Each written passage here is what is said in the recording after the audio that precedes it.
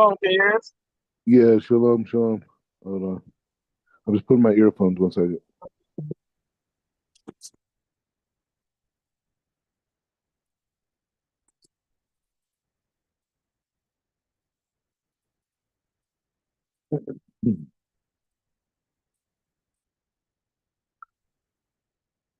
Yeah, can you hear me okay? Yeah. Can you hear me okay? Okay. Yeah, you can. All right, cool. Okay, so man, um we're close, right? We're close to Mount Sinai, we're close to Shabbos. This is the Shabbat before the receiving of the Torah, and it's been a journey, right? And as you know, like part of my perspective is the elevation of climbing, level by level, spherot to spherot, is being able to kind of like let go of like old ways of thinking, right? And in essence, Mount Sinai, you could say in essence was going back to that level of purity that Adam had before the sin, right? Where Adam was able to communicate with, communicated with God, but it was at a much more exalted level during that time, right? You know, God's been communicating with, the Jewish people the whole time, but now through Moshe, but it's just saying now Mount Sinai is that connection to, to man's potential before the sin, right?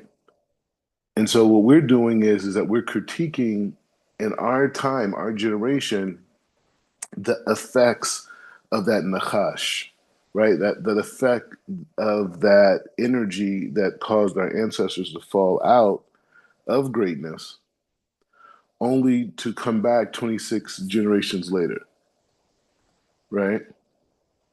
And so now we're here and we're like, okay, well, what does that mean for me today? Because they went and got the Torah, thank God, Baruch Hashem, right? And so now that system of thought, has manifested, has grown, all these different things. So the question is, or the idea is to say that, what does it mean today? So what it means today is, what does it mean for me to get back to that place before the sin? Now, what is the sin? The sin isn't the mistake, right? What we're talking about here, we're talking about a shift in perspective, right? It's like, you see very young kids and they have this like abundance of innocence. They could run, they could fall, they could run into walls and just get up. And then they get a little bit older and then they start to like notice that there's something wrong with that, or this is a different way of being than everyone else. And so you see, like, they start to cry, right? And in that process of, not doing something correct or something, bringing other people pain, bringing you pain, this concept of association, right? Really develops in the intellect. And so now the very things that the kid could have done, months prior are now huge issues, right? And I'm speaking as a guy who doesn't have kids. I just, have siblings, study a little bit human behavior, but we're trying to express something. We're trying to express that there is a level before you realize that something's wrong. And when you're at that place, before you know something's wrong, you are more free and you were more creative and you were more adventurous, right? And then something happened and it kind of like shifted that. Like sometimes, for people like having a broken heart, in a bad relationship, right? They didn't know what heartbreak was. They didn't know what disappointment was. They didn't know what broken trust was, or any of these types of things, right? And then they experience it, and it shifts them, and it changes them, and they become, different people. I'm not saying they become worse people, sometimes better, but the point is, it changes them, right? And so But what was that person like before that process? Can they regain that place of innocence? Can they regain that connection? Can they go back to that time before they knew what a heartbreak was? And can they take that place in time and bring it into the now? Right? Can I go back to that place, before I knew what I'm using something general like heartbreak, right? Disappointment, broken trust, whatever. But can I go back to that place before I even knew that existed? Right. And I could be vulnerable and I could, write, love letters and poems and all the, can I go back to that place? Right. And so that's what we're saying about Mount Sinai is going back to that place of the Adam within, the Chava within, of that place before they made that mistake, when they were in a completely connected, innocent reality with Hashem, when all things were possible, even the mistakes, even the bad things, right? So that's like ultimately where we're going to, right? And so part of our critiquing that and getting to that place of a creative level is being able to look at society, right? And look at the influences that shape our perception of reality, right? Because up until now, right, up into these conversations, perhaps I'm guessing that a lot of the influences of the world, played a big impact on how I saw the world. And now I'm starting to critically think these things and say, hey, well, you know what? These are a set of ideas, these are modalities, and then there's me as a person.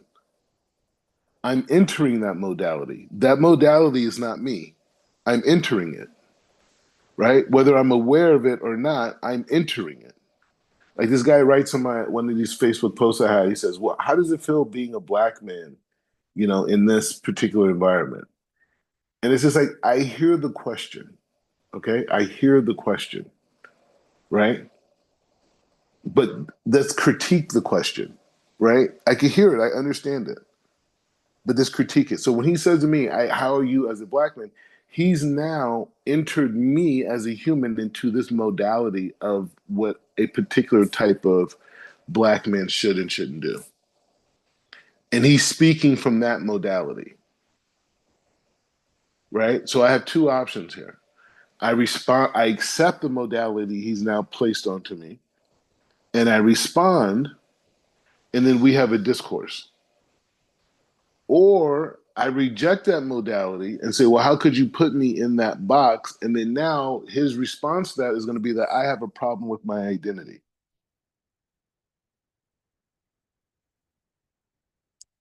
But it's not that that person's malicious. This is how everyone objectifies him too. And everyone who objectifies him, that's the same way they're objectified, right? And so we're coming with a solution and saying, like, hey, the way that we deal with that is we have to change how we perceive ourselves as human beings and what makes us human beings. And our argument is, as Jews, is that there's an internal self. We call it a soul, a neshama, and it has a functionality. And as long as you don't acknowledge that, you can never have true unity. You can only have superficial unity. Because true unity is knowing that you're one, not creating unity, but knowing that you're unified. You know that you're already unified. So how do we figure out, how do we manifest this unity? Right? So the only way you could say human beings are unified is from something internal, not external, because we all look different. We all have different dimensions, right? Some are more common than others, but the point is saying that's what it is. So anyway, so with that being said, there's a few things I want to touch on, but one thing I want to touch on is perspective of the conversation, right? A lot of our earlier learning, right, was really to build foundational of language and definitions and hashkafa, right? So we read things and we learned and we agreed, okay, here's a common outlook that we have about reality. We agree on that. We agree on, how the human being is designed, and the purpose of it. We agreed on nature.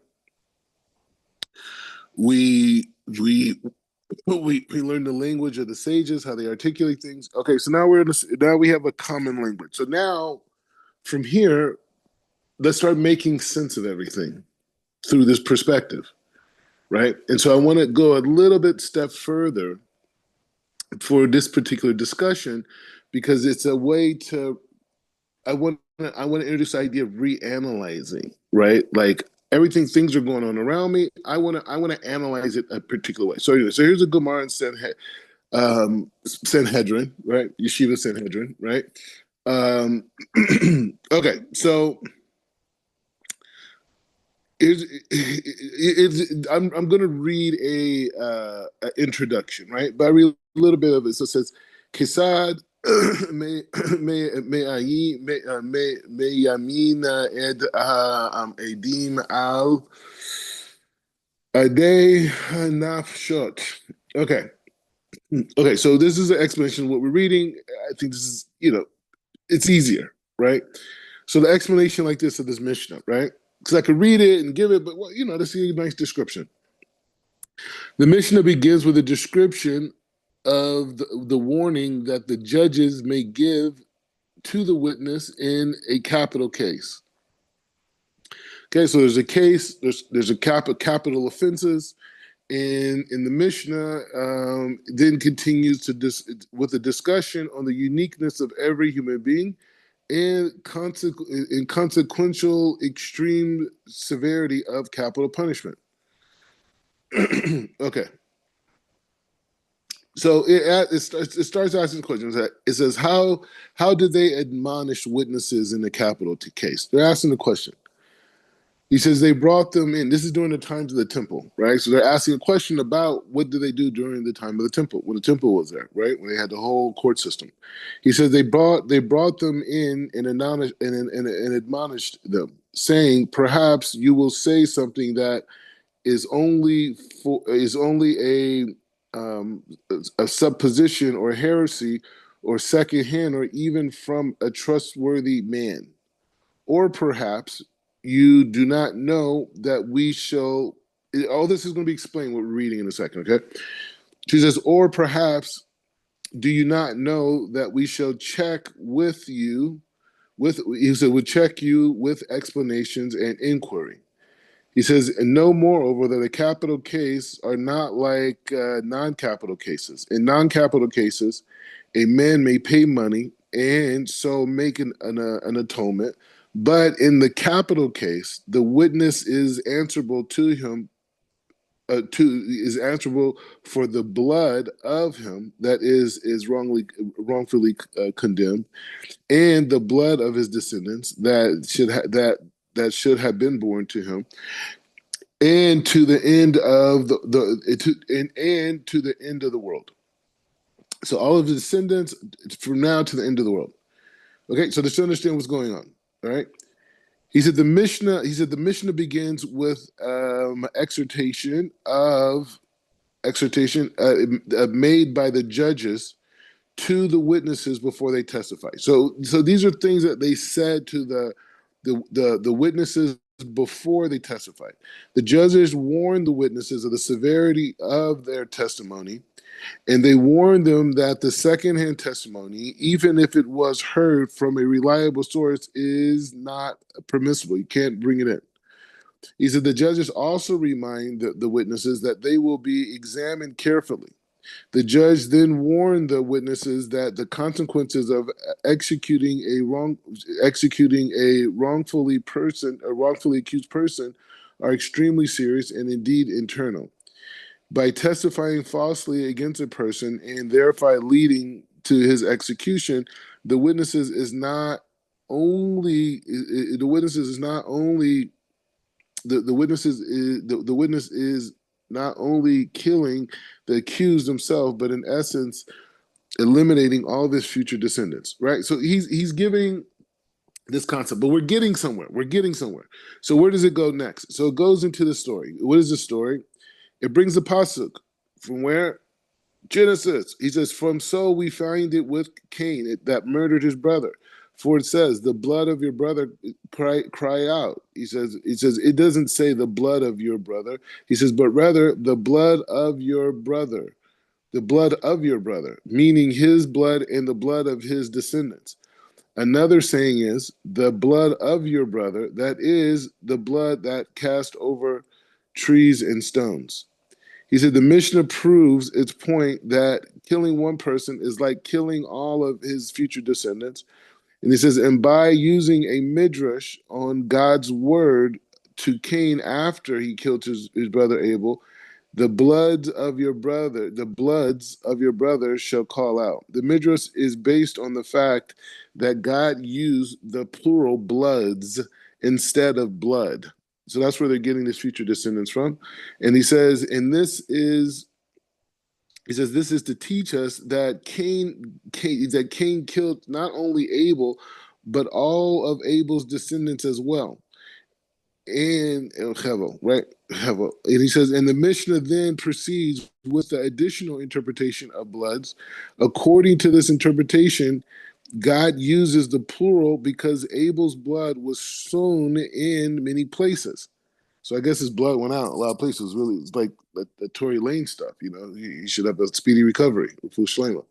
Tory Lanez. So he says, in this last note is obviously a late gloss, the interpolated into the Mishnah. Okay, so we're getting to a point. Okay, we're getting somewhere, but we're going through a process. We're almost there.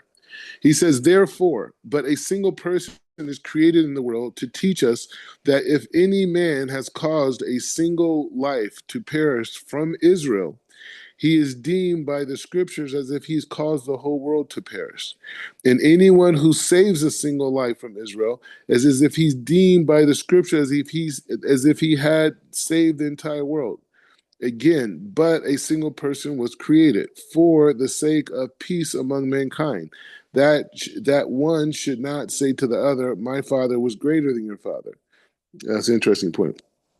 So he's saying, like, you hear that? So he's saying, like, he's giving reasons why God just created one man, right? So everyone, no one could say they're greater than anyone else, right? They all came from the same source. He says again, but a single person was created. He says against the heretics, so they should not say that there were many ruling powers in heaven, right? Again, a single person was created to proclaim the greatness of the Holy One, blessed be He. And he says, and from the stamps, many coins one steals, and they are all like another. He says, but the King of Kings, the Holy One, blessed be He, stamps every human being with a seal of the first man. Not, he says, yet not one of them are like another. Therefore, everyone must say, for the sake of the world, for the sake of the world, for my sake, the world was created. Okay? And that's what I wanted to get to. I wanted to get to this idea of being able to analyze the world that you live in for the aspect that this world was specifically designed for you to achieve your correction. Right? All the problems in Afghanistan, the problems in India, the problems in New York, the problems in Chicago, you know, the all the great successes, all the new innovations, all the peace that's created, all the different conflicting ideas that exist in this reality is a reflection of each one of our consciousness. And so it's a different levels of awareness of taking responsibility for that, right? Because we could live in a consciousness and say, you know what, I'm here, I'm here to, take care of myself, right? There's some people live like this. I see a lot of singles now. Cause I'm out on those streets. No, I'm joking. But I'm just saying, the point, you meet a lot of these singles, and they're like, they're really into that, like, being alone thing, and just worrying about themselves and themselves eating, even though they'll go out and go to dating events and so thing, but their spirit is very much about them. And then you have people who go a little bit further, people that, say have a girlfriend and boyfriend, right? So they have a partner, but it's not like they're married, but they have an intense relationship. Maybe they may move in together, whatever, but it's a thing. It's still girlfriend and boyfriend, right? We could pick up and leave at any time, right? And so that's one level, and you have a level above that with people who get married. And you have people that have kids, and you have people who have a lot of kids. You know what I mean? So there's different levels of that, right? And then there's different levels of responsibility. And it's really specifically it's about men, right, taking responsibility, right? And so it's this idea of saying like, okay, well, I could be a guy who only takes responsibility for myself. I could be a guy who partially takes responsibility for a girl. I'm a guy who could marry a woman. I'm a guy who could have children, right? And I'm a guy who have, and then I'm a guy who may take responsibility for his neighborhood, right? Then I'm a guy who may take responsibility for his city, whatever. The point is just saying it's as far as I want to go, but at the end of the day, in the same way that Rav Ashlag asked the question, so why does God have to make the space and the cosmos and all these universes and this whole thing? He said it's created to expand and arouse our desire. So we have this space between us and God, and we have this desire, even on the physical level, to fill that space by voyaging beyond. So it's the same way in the world. God created a world with all these different issues, all these different conflicts, so we can go out and fix them. And he gave us tools on how to do it. He gave us ways on how to do it. We don't have to do it like they say do it in a university. Go out and protest and this and do all these types of things. They have some value. I hear it. But we're talking about the transformation of reality. Maybe what I see is not such a problem. Maybe other things are a problem. Maybe I'm just focusing on that because that's the way I was taught to focus. Right. So anyway, so this is what we're going to. I want to read finish this mission of the commentary on it. He said this mission now proceeds with 4 different reasons why God created one human being. The first reason is that it was meant to teach us that one human being is that one human being is in and of itself an entire world, right? So he's saying that the whole idea of Adam was to teach us 4 ideas. This is what this particular mission is they're teaching. This is 2,000 years ago. This is what they're talking about.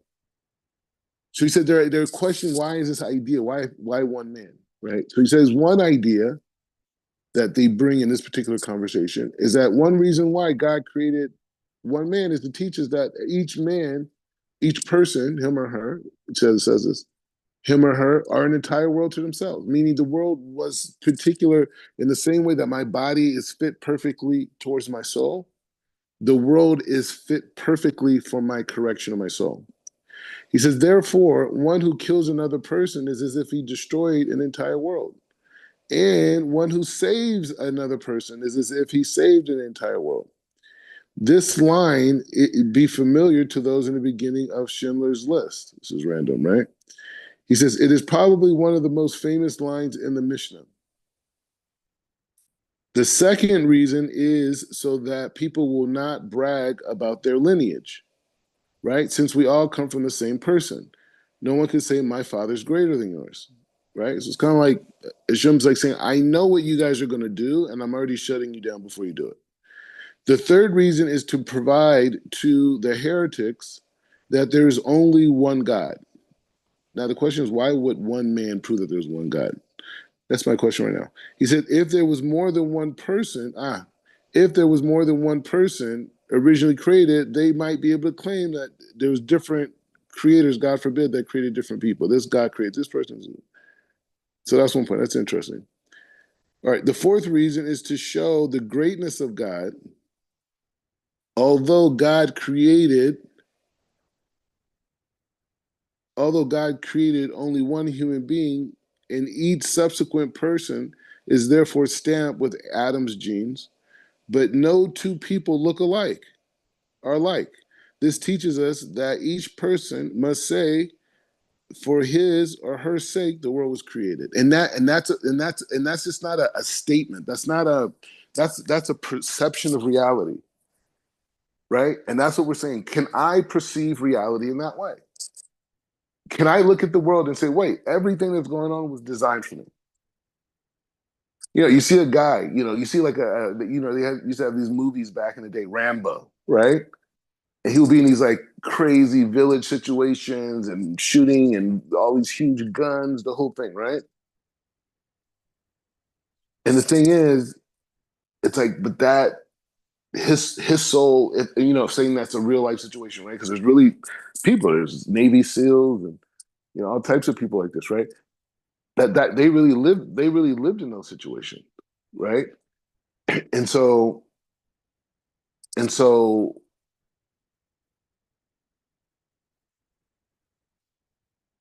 but that imagine that person needed to go through that experience for their self correction in the same way that there's a person who say delivers mail every day. Both realities happening at the same time, same world, same exact time, same exact day. One person is in a village somewhere in the world firing machine guns, another person is walking down the street delivering mail, and they're both completely connected to each other, and they're both expressing their tikkun. And if you reverse them, they wouldn't be living their true purpose. And so that's the foundation of this conversation. So with that being said, what I want to do is on the last conversation we had about this idea about America and its soul, whatever, we talked about this idea of the relationship between church and state, right? And we were able to see that, this idea of church and state is very ambiguous, right? It's not clear. We know that that the Constitution is speaking explicitly about how the government should not form any religious institutions, right? But it was interpreted for whatever reason. It was interpreted not by through the Constitution, but through a letter, right? And we learned about this through a letter that was, I think it was Thomas Jefferson.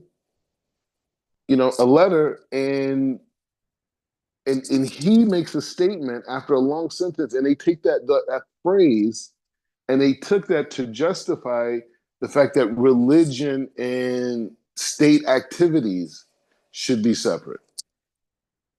Now, the issue for us is like, from a Jewish perspective, it's like the issue is not like Judaism has always been very insular, you know what I mean? So it's not like Jews are worried about this particular issue per se.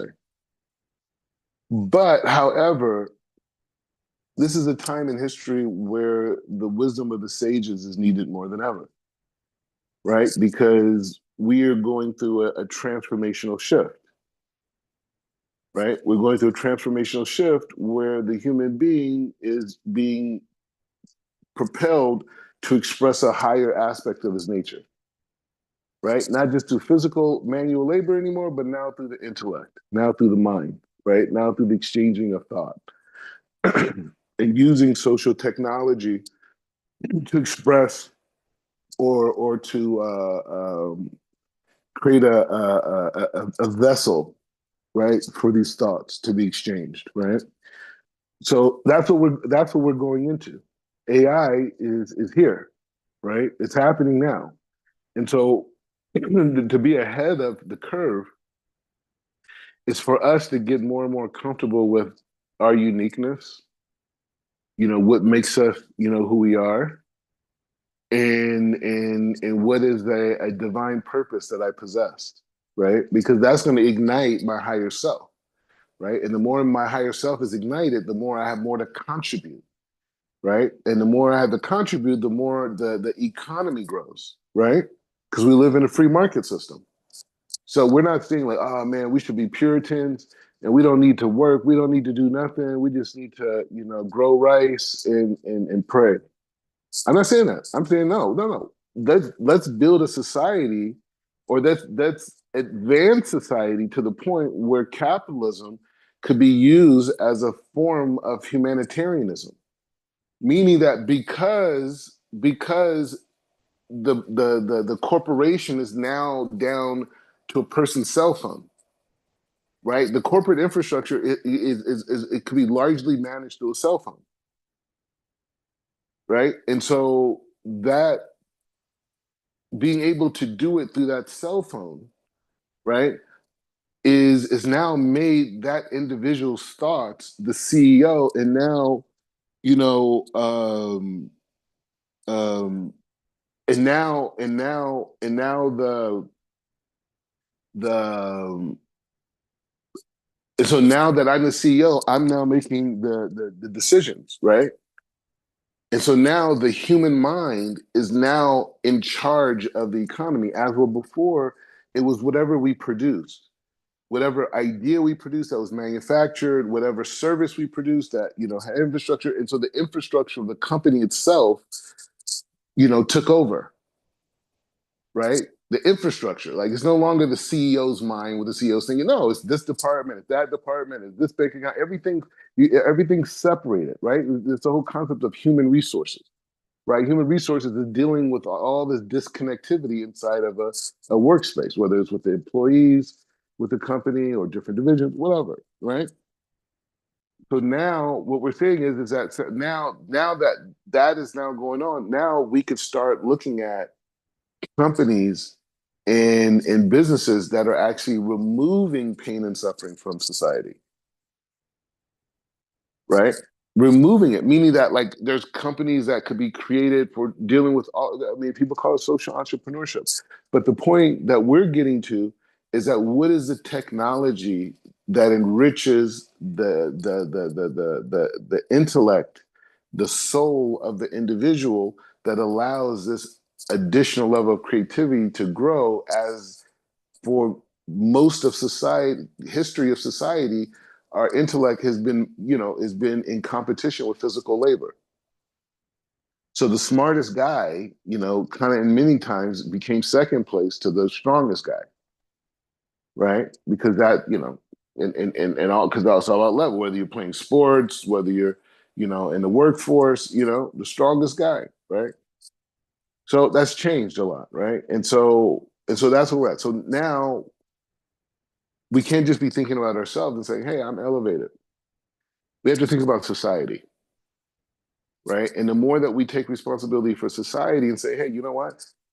It's about bringing a frame of consciousness in society that the next generation of skill set workers that come from the West are people have that are emotionally developed, that are tuned into themselves, they're tuned into nature, they're tuned into their fellow man, they're tuned into the cosmos, right? And they want to create a better, more healthier, more cleaner, more connected, more vibrant society. Not just one group of people, but all of society wants this, right? And because we came to the conclusion that if we're separate, right? If we're separate, we lose. We won't be able to survive. We're going to suffer. If we understand how to unite, then we're somewhere. So how to unite? How do you transcend nationality and ethnicity and race and economics and all these other things? The neshama, the soul. Okay. So with that being said, when we're going to critique Western society, we have to look at it from that lens, right? We have to look at it from the lens of, okay, well, the world was here ultimately to get to the point of the redemption of humanity and the bringing of the Mashiach and the redemption of all of God's children, right? I mean that reality already exists. So everything in between that is process is part of it's a process. But the end result's already there. It's like well, if you build the bridge, there's another side, of the mountain, right? But you got to build the bridge to get there, right? So the bridge, is this process of tikkunim. So this is what we're dealing with, right? We're dealing with tikkunim, but if we know that the redemption is guaranteed, if we know that the resurrection of the dead is guaranteed, if we know that the exiles of Israel will be gathered and the Mashiach will come, if we truly believe in that idea, we have to know that anything that we create or build that goes in that direction is going to grow exponentially. Not because we're genius, not because we're genius, but because that's where the gravitational pull is going. Right? That's what all look at all the successful inventions. If you look at them, they all brought us a step closer to some form of unification, some form of awareness. Not saying they're the end goal, but they brought us to one level to another to bring us to another level. Right? But look at the direction of where they were going. Even though we could critique American society and we did wrong this, slavery, this, but look where it started at and look where it's at today. Right? Like the people who started America were like one level away from cannibalism. You know, even arguably some of them even were, right? But the point is just saying that today, those same people, their descendants are working to be better people, right? To the best of their ability. So, anyway, so I want to set that tone, right? Because it's important to have that tone as we adventure, because we want to understand like what lenses are we looking at when we do that. So, what I want to do is I want to bring one idea, which is the relationship between with religious freedoms are, right? And and I want us to critique it and look at it and say like, hey, you know what? Let's look at this, right? If we can create a dynamic where schools, kids are looking at everything from a metaphysical level, themselves, chairs, everything, right? Like not just as it is, but what it could be in its potential and its depth in that reality. That's what we have to push society to, right? That there's an expanded understanding of what reality is, right? And it starts with the internal understanding that I myself am endless. My internal essence, as Rav Ashlag teaches in Blessed Memory, my internal essence is beyond. I don't know what it is. It's beyond my imagination. I can recognize that I'm a human. I can recognize that I'm alive. I can recognize that I have consciousness. I have thoughts. I have feeling. But my essence, I can't tell you. This is Rav Ashlag. So let's work off of that premise. So that means the beginning of creativity is understanding the endless aspects of our internal self. That's the beginning of creativity. So if I understand about myself, then that's it. Everything else is the same way. The apple, I'm eating the apple. The apple's on the teacher's desk, right? You know, famous thing. But is the knowledge the apple itself,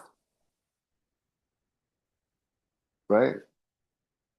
Is the knowledge the apple itself? Or is it what around the apple, what I can't see that influences the apple? And there's so many factors that influence that apple. But I can think about that when it's on the teacher's desk. I don't have to just see an apple and that is good for your teeth. I can imagine all the different influences that took for that apple to come out of the ground as a seed onto this table. And so that's the new economy, right? That's the new world. The new world is that. So when we're looking at American society, it's not a Jewish thing. It's a God thing. You know what I'm saying? And it's allowing people to just live God constantly. You know what I'm saying? Like just in general. Like I mean, once you accept that everything has energy, then you're going to understand like what's the best way to deal with that energy. I mean, it's the natural, evolving thought, right? That's a natural evolving thought, right? And so that's the future society, a society that sees more than that. And so I want to talk about this idea of freedom of religion and how it's understood in America. And then as we hear it, I want us to think about the replace the concept of religion, because they're just talking about religion, right? People aren't concerned with religion too much anymore, right? They're not concerned with it. People would conform to religion for ideological, political views, but not necessarily for God.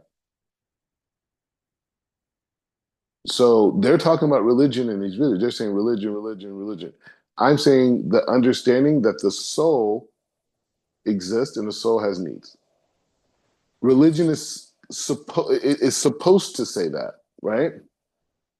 In many ways, because most of the religious traditions of monotheism follow the at least the book of Genesis, the beginning of it, right? They may put their own spin on it, right? But people generally understand that God breathed a neshama, a ruach, inside a man, right? I mean, that's pretty generally understood. So if that's the case, this is the makeup of the human being. If you accept the beginning of Genesis, now if you say you don't accept Genesis, okay, so we ideologically see the world differently. But the world that you live in and the world that you created by denying the soul is that you created a world of externalities that will always be in division, which will always have conflict, there will always have competition, and there will not be peace amongst any of the people, external peace amongst them or internally, because I don't acknowledge my inner self. I don't acknowledge what makes me unique. I don't acknowledge what connects me to all things. My virtue in your system is based off of my skin tone. You've made it that my skin tone has to be at a certain complexion to represent my virtualness. This is how out of touch you are. And you want to critique and condemn me because I'm saying that no, the internal self, that's the battle. So we're not talking about religion here, right? What we're talking about is the understanding that there's a soul. That's what this is about. All right. So let's go into these videos. Any thoughts, reflections before we go forward? No, not the moment. Okay. Alrighty. Where we at? Okay. All right. So this video is like 5 minutes, but hold on 1 second. I just want to get it ready.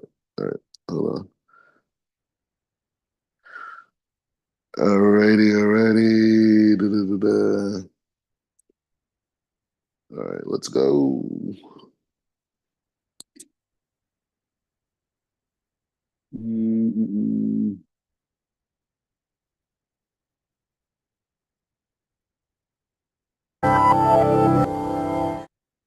Hi, I'm Craig, and this is Crash Course Government and Politics, and I'm excited. I'm excited because today we start delving into Supreme Court jurisprudence with the totally non-controversial topic of freedom of religion. Now, other than being fun to say, jurisprudence means all the important cases on a particular topic. But unfortunately, I'm only going to be talking about a couple of them because they demonstrate how the Supreme Court reasons its way through a tricky issue. Jurisprudence. Jurisprudence.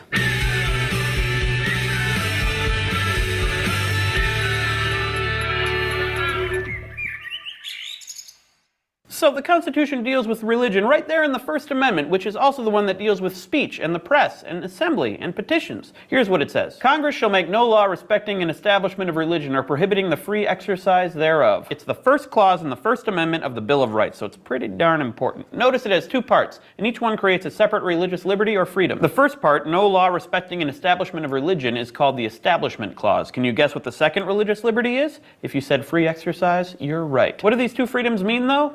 Establishment of religion means that the U.S. can't create an official state church, like England has with the Church of England. This means that the First Amendment ensures that the U.S. does not have any state-endorsed religion, nor does it write its laws based on any religious edicts. And it's also the clause in the Constitution that deals with religious monuments and school prayers and stuff like that. The Free Exercise Clause, in a way, is more straightforward. It means you can't pay for exercise. Gym memberships are illegal. But freedom isn't free. You're going to pay with pain. No pain, no gain.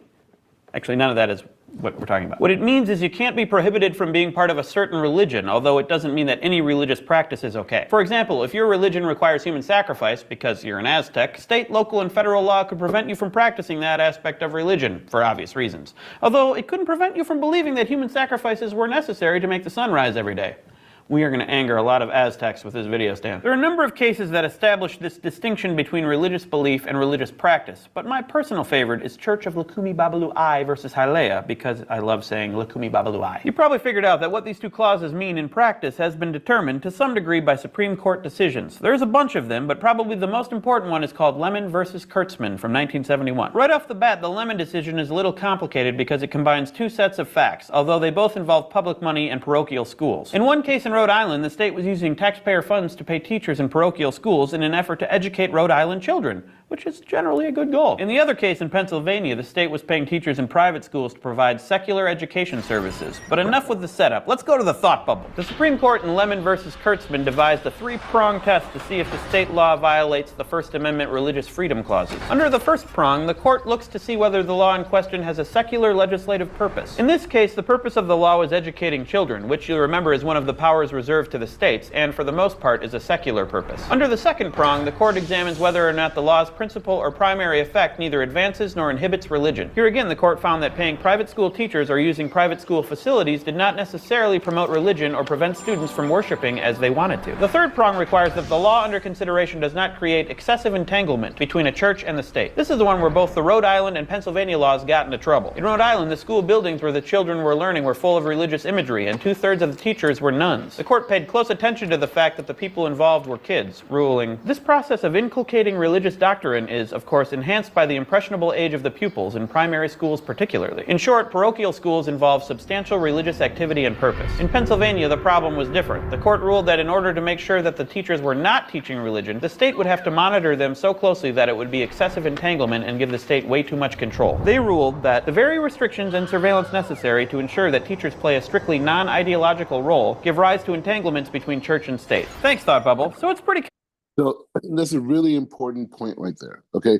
Number one, the arguments themselves that they're coming up with is based off of an interpretation that's not inside of the Constitution. We established that last class based off of the separation of church and state, right?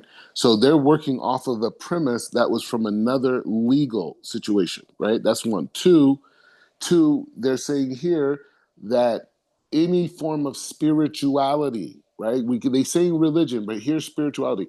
Any form of spirituality can form entanglement with religion, and so therefore it can't be introduced. complicated, and I'm not 100% sure that I find it convincing. First of all, the justices engaged in some slippery slope reasoning about the Pennsylvania case. The court argued that even if in this situation the secular purpose was a good one, there's a tendency for states to take more and more power for themselves. But my bigger concern is that all three prongs in this case were given equal weight, and I'm not sure that they always should be. I mean, you got the one round one and then the two, long ones. You can pull that round one, it's just for grounding. What the ruling in this case meant was that the secular purpose, educating children, was not going to happen, or at least would be made more difficult. Also, you could argue that it was kind of paternalistic, assuming that kids wouldn't be able to block out religious imagery. But since they are kids, maybe a little paternalism is okay. You spit that gum out, Junior. So Lemon versus Kurtzman built on an earlier case, Engel versus Vitale, which ruled that prayer in schools violated religious freedom. You would think that taken together, this issue would be pretty much put to bed. Yet every few years a case comes along involving prayer in school, and now they apply the old three-prong Lemon test. For example, one state adopted a statute mandating a moment of silence at the beginning of each school day. One of the purposes of this statute is to provide students with an opportunity to pray in school. Another purpose is to create a calming atmosphere in the classroom to better promote learning. The first purpose doesn't look so secular, and as for the second prong, it doesn't necessarily advance or inhibit a particular religion. Students can choose not to pray at all. Is this excessive entanglement? That's always going to be difficult to say, especially since excessive is pretty subjective. But if you go on the standard of the Pennsylvania case in Lemon, almost any religious practice in school could be excessively entangling because the state is going to have to step in and monitor it. Some school systems have tried to get around this by having the prayers led by students because they aren't agents of the state. But then you have the issue of how much a student-led prayer is really led by a student, and how do you find out without more monitoring and more state entanglement? The Lemon test is an attempt by the court to set up a framework for analyzing future situations where religion and the state might get mixed up. It's probably better than having what legal scholars like to call a bright line rule about religion in public spaces, like schools and courthouses. But it does leave a lot of wiggle room, and it seems that it encourages future cases because we keep seeing them. The funny thing is, religious freedom is one of the less controversial protections found in the First Amendment. If you don't believe me, wait until our next episode on free speech. Just wait. You just wait. Did you guys? Okay, so funny guy, right? Okay, so Yeah, it's okay. So we can move past that. So the idea there is to look at the infrastructure of education and to see like how there's a two-pronged challenge with this, right? What one prong is the idea that religion that the soul and the understanding of the human being has a soul is something that is only seen as a religious dogma, right? And because of that, you can't really introduce that frame of thinking in society. Now, the reason why on the other side is because science refused to acknowledge the soul, as we saw yesterday, right? They refuse to acknowledge the soul. Why? Why do they refuse to acknowledge the soul? Oh, because they're the devices that they have that they use, right? The devices that they have and they use are based on this kind of like external reality, right? This external reality that their five senses, and they say, well, we don't have a telescope or a microscope or some scope that could really equate it and to see the whole thing and blah blah blah. This whole thing, this inner, they said, well, if you could do X-rays, why can't you see the neshama? That was like so ridiculous, right? Like, because you could see X-rays, you should be able to see the soul, right? That's a funny idea. But the point is just saying that. So therefore, you can't introduce the idea. Now, what I want to do is I want to show you one more video. And it's a short video. Now, this is part of. I want you to see. This is a model that they have for behavior modification in classrooms, right? And what I want you to do is I want you to look at it, and it's something, I have to quote my mom. She always says this. She says, "Education produces society." He says, anywhere you go, if you want to understand the society, like the people, what they're about, what their struggles are, what their economy is based off, everything, he said, just visit their local schools, and you'll see, right? And so, so the point is just saying that. So what I want to do is to show you the functionality of a classroom and see how the whole system there is nothing to do with the enrichment of the individual, but it's all about behavior modification. And the reason why behavior modification is the emphasis is because there's no understanding of the internal self. And so because there's no understanding or acceptance or recognition of the internal self, you create a system built around these general themes that we have to apply ourselves to. Just like the person comes to me and says, as a black man, how could you see this or say that? Right? Now, we can sit up here objectively and talk about that statement and say, well, why is he saying all black people think alike? Why is he doing this? But the point is, we live in a society like this, right? When we're kids in school, we're taught you are black, you are white. This is what black people history is. This is what white people history is. This is what an Asian history is. This is what a Latino, right? All right. And I just want you to see this, because once you look at it, you're going to look at it and be like, wait. You're going to look around you and be like, wait, this whole thing is really like on that vibration, right?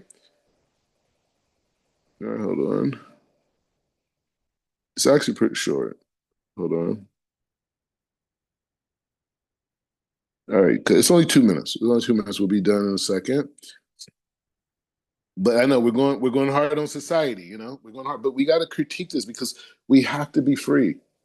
We have to be free, right? And so part of being free is just being okay with going around us, and how the whole thing was designed for any form of fulfillment, right? It just wasn't, none of it. Okay, so this is only 2 minutes, but I want you guys to see this. And the thing about this is supposed to be high level education. This is like innovation. This is like, this is like changing society and improving it. And the whole thing, when you look at it, is externality. But this video is not this isn't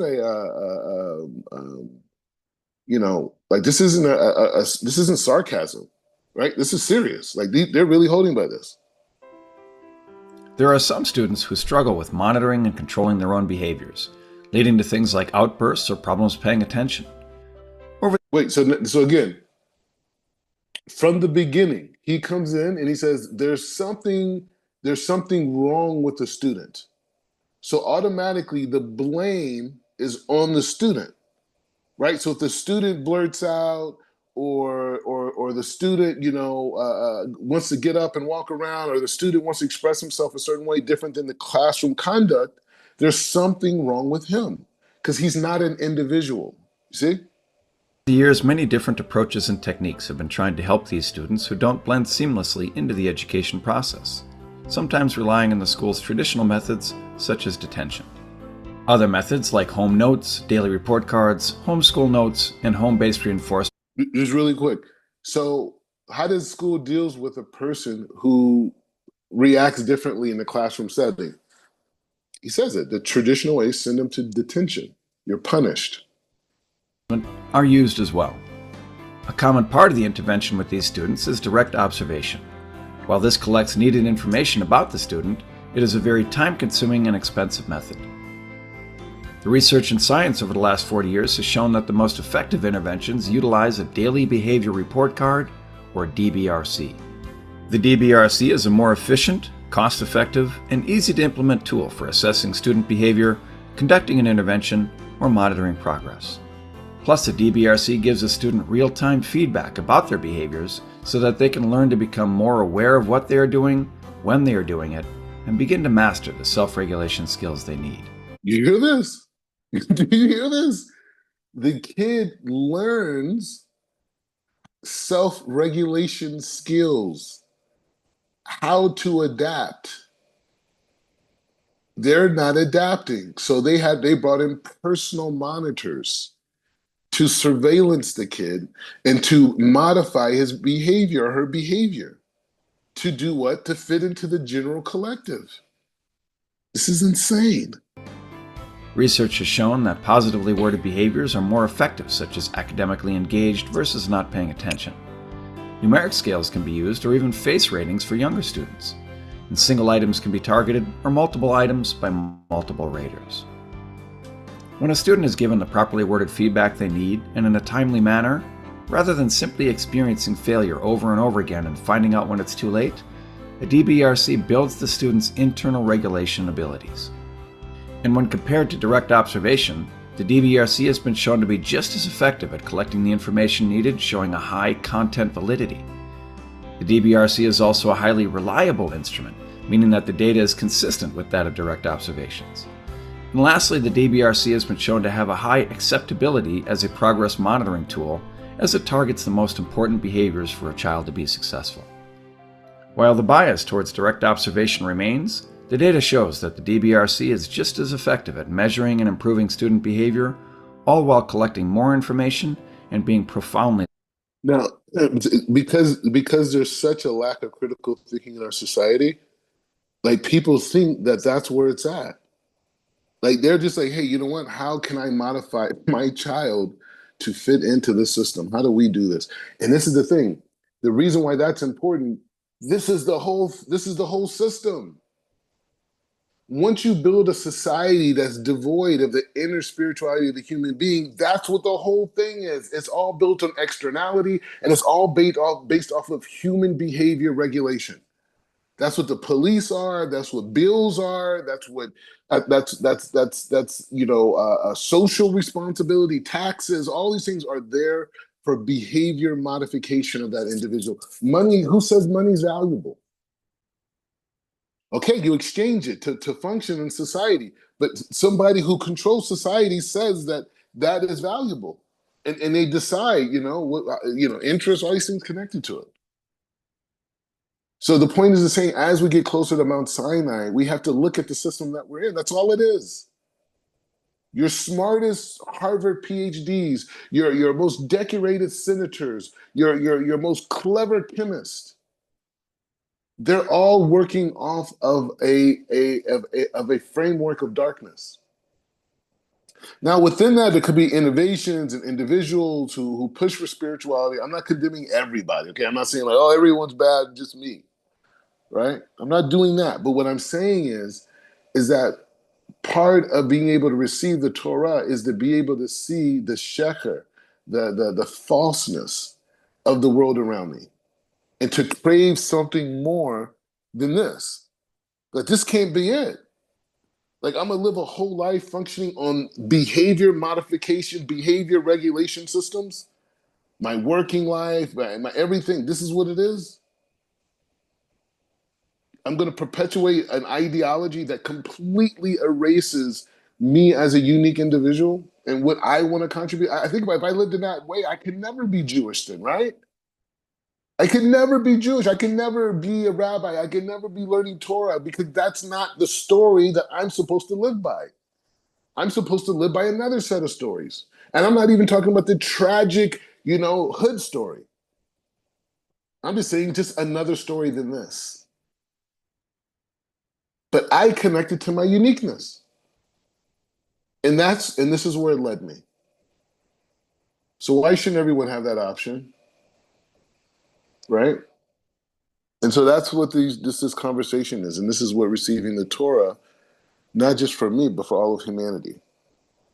Right? Because as a Jew, I'm connected to so many non-Jews around the world through my DNA of Adam that aren't going to be able to receive the Torah, but I can receive the Torah for them. And the light that I bring down for them is something that's going to awaken them, that they could find their way to the acceptance of of Hashem's creation and the purpose of Hashem's creation, for the souls to be able to reconnect to Him. That's the purpose of creation. We learn that also by Rav Ashlag. We come down with the desire to receive. We go into the body, and the body has a desire to. We come down we come down from the heavens with a desire to share. We come down into the physical body in conception, and then through this body, this fetus, we develop this consciousness of desire to receive. And then we're born, and then we come into a reality that invokes us in all these different ways, that compels us to reach out to something greater than what's beyond the five senses. Now, as Jews, we do it all the time. Before we eat, before we do anything, we should have it like David Melech says, Hashem is in front of me all my days. So anyway, so that's the process. So we have one more class. Maybe we may do something late at the end of Shabbat, like late night, my time, Sunday, maybe. I don't know. But for sure we'll do classes on Sunday. Sunday night obviously is Shavuot, and we hold by one day. And and so and we'll continue on. But this is everyone should be really proud of themselves, because we really were connected to every day of the Omer, whether it was through learning, whether it was through counting, maybe we missed a day, who knows, right? But the point is just saying we were learning every day of the Omer. And we were learning a new perspective about life, and we were learning that. And so therefore we were following in the footsteps of our ancestors, right? They were walking through the desert, learning something new about life every day with the man and the whole thing. And so now we should just this idea, like, where are we going? Where are we going on Mount Sinai? Where are we going? What's the connection? The level before the sin of Adam. Before the sin of Adam, that glimpse into that reality. That glimpse, that's what we should aspire to. And we'll talk about it because, we learn Torah all night. We should be teaching. It's a good time for the families just to be talking Torah. Everyone take their time. Everyone should give a presentation, right? On some idea, something valuable to them. Everyone should be connected to that voice and those voices that came down on Mount Sinai on the 6th of Sivan. Obviously it's Machlokas. But that 6th of Sivan, that light that came down was the voice of Hashem. And so by us speaking Torah and giving over Torah, that, and you know what? I wish we could, we can't. One day we'll be together. All right. So anyways, so the thing is like this.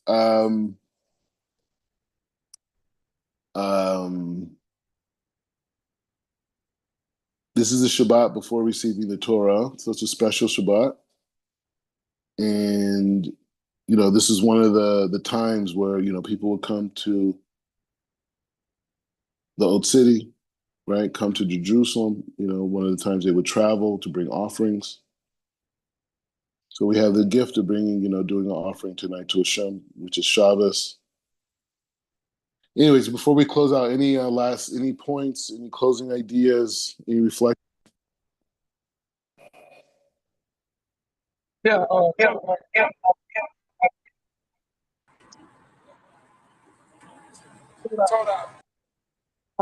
think it's for the class, because what it does is it runs back to what we were talking about, uh, uh, part of the secret, some Indian people dealing with change, able, because what happens is that we change, so the change feels stable, he feels all of his things, feels all of the information. And, the attempt of society to modify children is that you're literally modifying children the generation to come.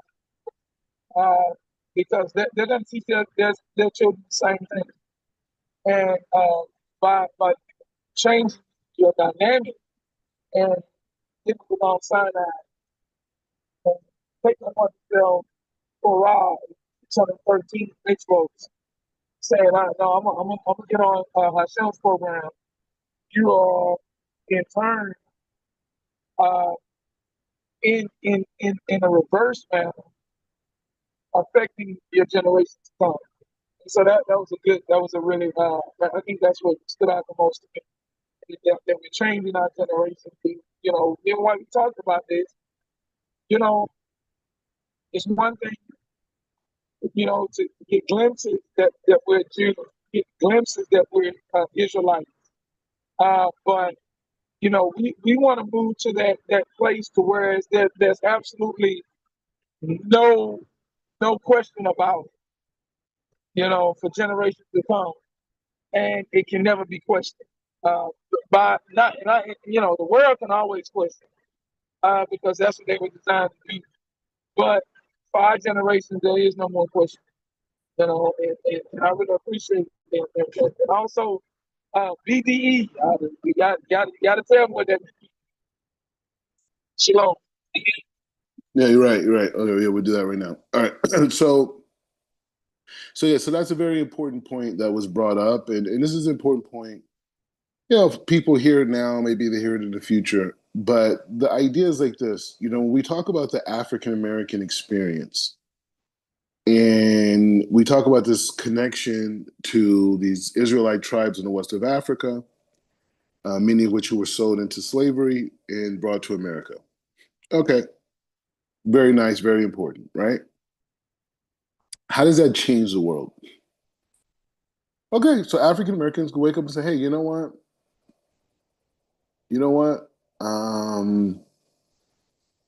I know exactly where my ancestors were took from for slavery. Now, someone will say, well, that's a big deal because there's a big gap there and people not know. I agree with that 100%, 100%. But I don't know if that changes the world, right? I think it affects the world, but I don't know if it changes the world, right? And what we're interested in is changing the world, right? So this idea of the African American experience with the Igbos, this is how it changes the world.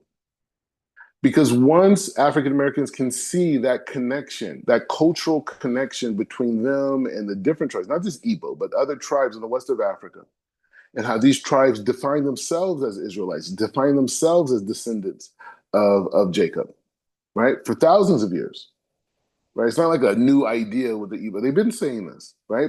Before they were Christian, everything, right? And other tribes too. Right, some tribes in West Africa never converted to anything. They stayed, Israelites. Right, they have their own practices. They're mixed in with African practices and all other types of things. Just like Judaism all over the world, right, is influenced by this environment. But the point is just saying, but how does it change the world? It changes the world because once there's an acceptance of that narrative, of that connection, then you have to accept the notion of Genesis. And when you accept Genesis, you have to accept this idea of the soul. And once you accept this idea of the soul, then all the practices and everything that was done in the west of Africa, going all the way back to Israel, which is the same thing Jews all over the world, right? All the Jews in Europe, all the Jews in Turkey and France, in Spain, in Morocco, and everywhere else, right? I could go down the list, right? Everybody believes in Shabbos. Everybody believes that God created the neshama. Everybody believes that the neshama is connected to Shabbat, right? Everyone believes that the neshama is connected to the mitzvahs. Everyone believes this. To what degree? How much do you go into it? This, okay, fine, machlokas. But everyone agrees with that. So now, once you make that connection with the Israelite culture on the west of Africa with African Americans, now you can have a conversation about the system of creation. Okay, very nice, Africa, very nice. I get it. But that's not my level. I'm not about Pan-Africanism, right? I'm coming from people who are Kabbalists, people who wanted to elevate all of humanity, all the souls of humanity, even myself, who are completely ethnically different from them, and my family. So that's my spirit. My spirit is all of humanity. So the thing is, but the African American experience, because they are the teachers, they are the teachers of the generation, right? They're the teachers. They're the purest. The African Americans are the purest people in the world, okay? Based off of the Torah definition of purity, being able to survive extreme oppression and to still have love in your heart. That's purification. That's not hate. You see what the Palestinians are doing? They can say, oh, we've been occupied since 1940. Okay, so we're going to blow you up. Bro, black people never even had that thought, man. I mean, if anything, we had guns to defend ourselves from cops. But the point is saying that. So that's where we're at. That's the vision. So if I can go and tell and connect the African American community to part of their heritage, which is this. I'm not saying every single African American, but there is a part of Black history, our relationship with Israel. It's a part of it. You can't deny that. People, oh, I want to debate how many numbers it was. I don't care if it was one. Okay, and we know that there was millions. So that's not the point. But the point is just saying that. I'm saying millions in general, like today, right? And so the thing is just saying that the point is just saying that. So that's the significance of the African American aspect. It's not exclusively an African American issue. It's a humanity issue. But because the African Americans are the last part of the redemption, right? You see how it all works? They are the last part of the redemption, but through the African American, we can bring this consciousness out to the mainstream. Because now the lost identity of the African American isn't just some tribes in Africa, right? Hey, to steal them some money. No, it's the fact of what were the ancestors doing and why? What were they doing and why? Then through that conversation, now everybody understands all the other religious Jews in the world. Oh, that's what you guys are doing?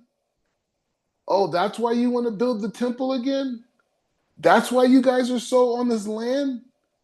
It's about energy and the soul and the connection to that energy for all of humanity because that's your God-given job? That's what this whole thing's about? Yeah. How do you learn that? Through the African American experience. That's what's happening. That's what's happening, right? And so, so that's the big conversation, and that's what we're at, right? We want to teach humanity about God, and we have to work on relevancy. The African American is the purest in the generation. They have been through the most. They have no identity. They are looking for truth collectively. More than any other group in the world, the African American community is looking for truth. And guess what? Many of them are descendants of Israelites. So it's not the rookie approach would be like, oh yeah, let's go and let's go and convert people. Let's do the continuation of Rabbi Matthews. No, that's not what we're saying. We're saying is that we're in a different generation. We're in a generation of redemption. So what our focus is to be able to empower the African American community with knowledge of their heritage, which is connected to the cosmic spiritual system given on Mount Sinai, which connects us to God, the heavens, the cosmos, earth, nature, ourselves, and the rest of humanity, right? And that is a working system that I live with every day. That's true education. That's the PhD, right? That's the new PhD. Is your ability to connect all those faculties of existence together at once, not departmentalized, and to be able to talk to your fellow man from that perspective. Through those connection points. Now we look at it like, wow, what an innovation. In the future, they'd be like, wait, back in the day, people didn't even think about the heavens, man. It was only like a small group of people. You know what I'm saying? Like, bro, there was like society at a time, they didn't even acknowledge that you had a soul. Right? And they used to fight each other because of their skin tone, and they had this thing called racism. They used to look at each other and be like, you're a different color than me, and want to kill each other. I mean, I'm not laughing, but I'm just saying in the future, they're going to look back and they're like, damn, those boys were wild. Those boys were like cavemen. We're like, yeah. Like, there was no connection to the fellow human being other than like if you had a different colored nose, I mean, if you had a different shaped nose or different color eyes, like you could get killed. They'd be like, damn, that's crazy. But like, yeah. So anyways, Shabbat Shalom. Shabbat Shalom. Shabbat Shalom. And, just continue on. And it's all about the neshama. Baruch atah Adonai le'olam.